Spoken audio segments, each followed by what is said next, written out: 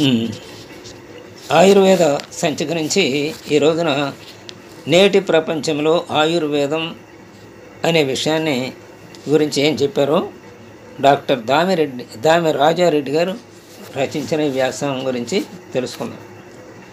భారతదేశం స్వాతంత్ర్యం వచ్చినప్పటి నుంచి తన ప్రజల ఆరోగ్యాన్ని మెరుగుపరచడంలో అద్భుతమైన విజయాన్ని సాధించింది.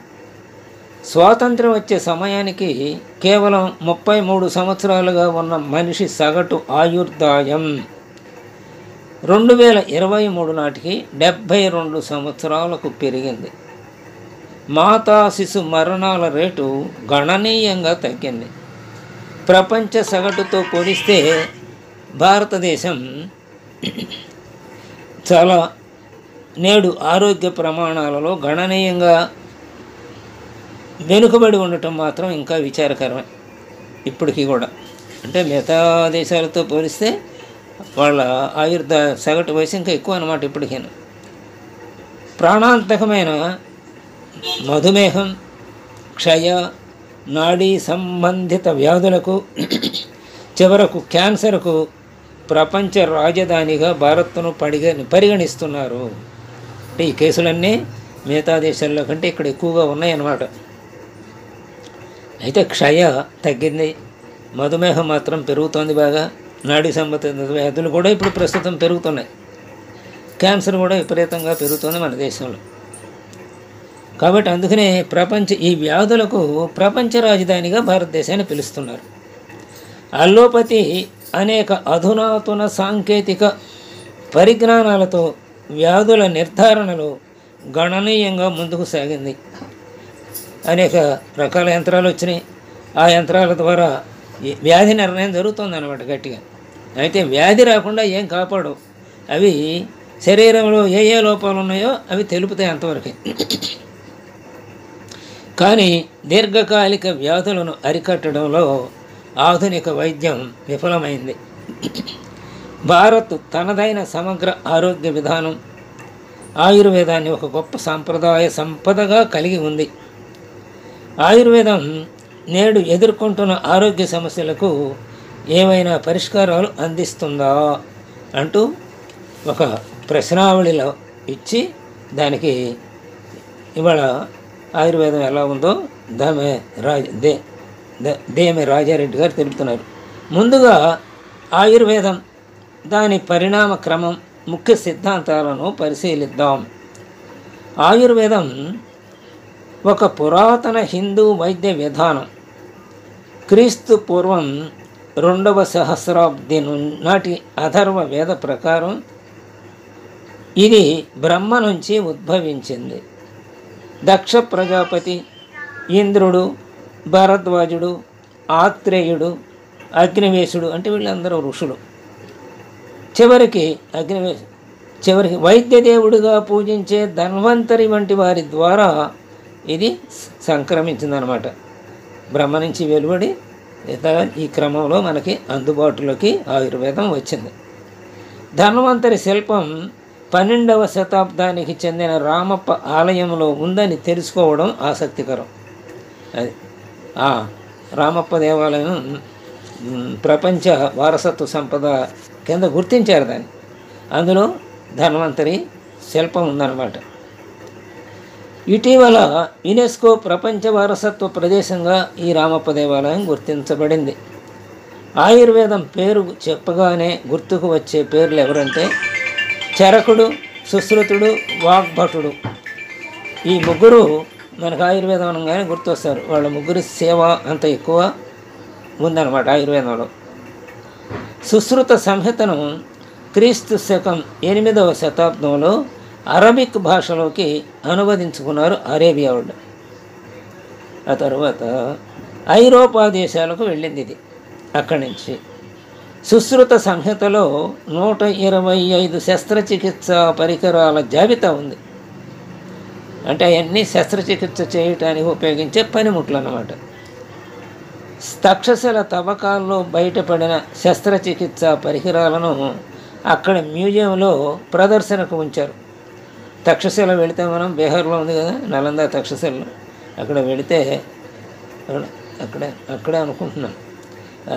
ఈ అక్కడ మ్యూజియంలో ఉన్నటువంటి ఈ సుశ్రుతిని శస్త్రచికిత్స పరికరాలని నమూనాలను చూడవచ్చు. అక్కడ బౌద్ధ సాహిత్యంలోని ఆయుర్వేద సమాచారం ప్రకారం జీవక కోమరమత్స్య తక్షశిలలో ఆయుర్వేద శిక్షణ పొందాడు. జీవక కోమరమత్స్య అనే ఒక వైద్యుడు అనమాట. ఆయన తక్షశిలలోనే ఆయుర్వేదంలో శిక్షణ పొందాడు. ఆయన మగధరాజు బింబిసారుడు బుద్ధ భగవానుడికి సమకాలీనుడు, అంటే బుద్ధుడి కాలం వాడు అనమాట. ఆయన రోగుల తల, శరీరంలోని ఇతర భాగాలకు శస్త్రచికిత్సలు చేసినట్లు చెబుతారు. తలపై శస్త్రచికిత్సకు ఆయన 2000 పణాలను వసూలు చేశారట ఆ రోజుల్లో. అంటే పణాలు అంటే ఇప్పుడు మరి ఏంటో ఇప్పటికి దేనికి సమానమో మనకి తెలియదు. ఆయుర్వేద వైద్యులు ముక్కుకు చేసిన మరో ముఖ్యమైన శస్త్రచికిత్సగా చరిత్రకెక్కింది. అక్రమ లైంగిక సంబంధం కలిగి ఉన్నారనే అనుమానంతో కత్తిరించిన ముక్కును సరిచేయడానికి శస్త్రచికిత్స చేశారు. బ్రిటిష్ శస్త్రవైద్యులు వీక్షించిన ఆయుర్వేద వైద్యుల ప్లాస్టిక్ సర్జరీ, ఆయుర్వేద వైద్యుల ప్లాస్టిక్ సర్జరీని బ్రిటిష్ వైద్యులు వీక్షించారట. అది 1792లో బ్రిటిష్ సైన్యంలో వాహన చోదకుడు కోవాస్టీని 4 సిపాయిలను టిప్పు సుల్తాన్ సైన్యం అపహరించింది. వారి ముక్కులను కోసివేసింది. బ్రిటిష్ సైనికుల ముక్కులను, అంటే 4 అపహరించి వాళ్ళ ముక్కులు కోసేశారు. 1793లో పూనా సమీపంలోని ఆయుర్వేద వైద్యులు ఈ 5 వ్యక్తులకు రైనోప్లాస్టీ చేశారు. అంటే వాహన చోదకుడు, 4 సైనికులు, మొత్తం 5 కదా.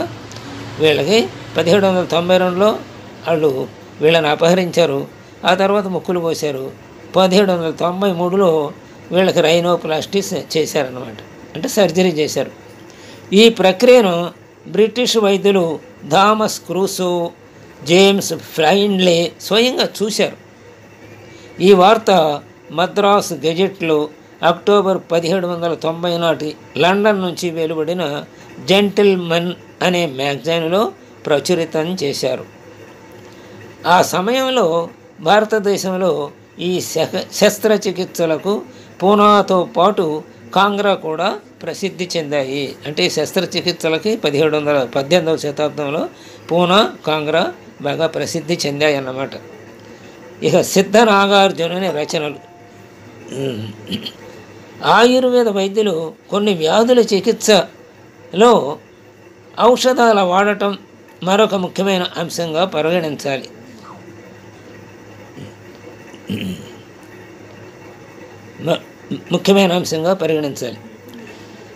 సిద్ధ నాగార్జునుడు ఔషధాలను ఉపయోగించడంలో ప్రసిద్ధి చెందినవాడు.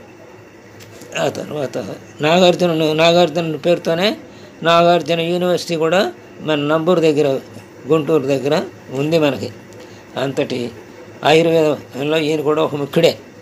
ఈయన రసాయన శాస్త్రంలో దిట్ట. రసేంద్ర మంగళం, రసరత్నాకర, కక్సపుట వంటి పుస్తకాలు ఈ నాగార్జునుడు రాశాడు. ఇంకా చాలామంది రసవాదం, రసాయనిక ఔషధాలపై రాశారు. పురావస్తు శాస్త్రవేత్త కృష్ణశాస్త్రి 1960లలో ఎల్లేశ్వరంలో తవ్వకాలు చేపట్టారు. ఎల్లేశ్వరంలో తవ్వకాలు చేపడితే అక్కడ ఏం దొరికినాయో ఇప్పుడు విందాం. సిద్ధ నాగార్జునుడికి చెందినదిగా భావించే రసాయనిక ప్రయోగశాలను అక్కడే కనుగొన్నారనమాట, ఎల్లేశ్వరంలో.